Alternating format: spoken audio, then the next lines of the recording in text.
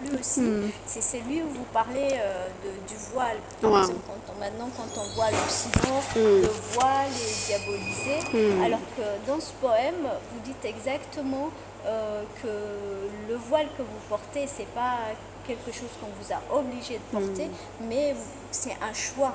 Exactement. Alors c'est une manière un petit peu de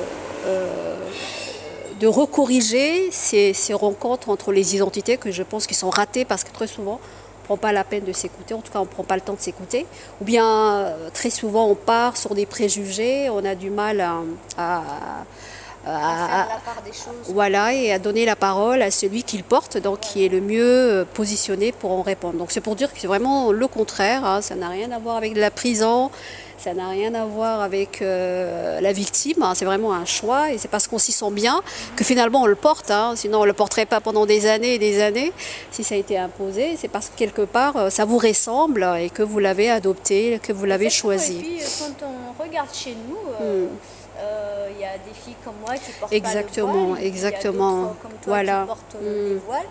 C'est un choix. Exactement. Et si Voilà.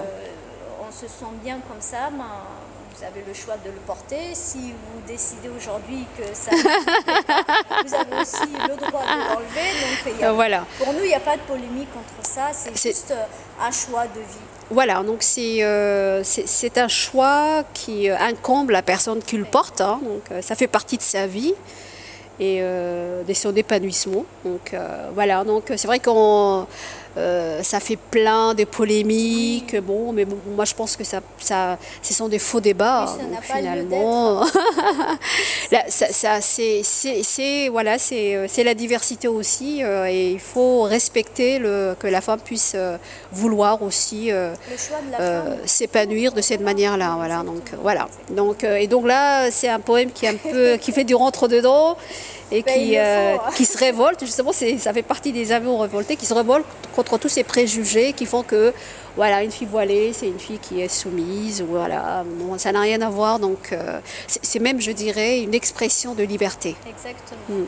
Bah, moi, je vous conseille de lire et d'acheter le recueil de poèmes de Madame Hibot parce que c'est vraiment un petit joyau de livre. C'est agréable à lire. Le matin, le soir avant de vous endormir, vous lisez un poème. Le matin, vous vous réveillez, vous en lisez un. Avant de déjeuner ou après, vous en lisez et puis vous l'emportez avec vous dans le sac, au bureau, quand vous avez du temps.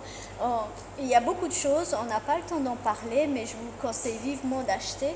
Et puis, une petite chose, les artistes continuent de travailler parce qu'on achète leurs œuvres. Donc n'oubliez pas d'acheter.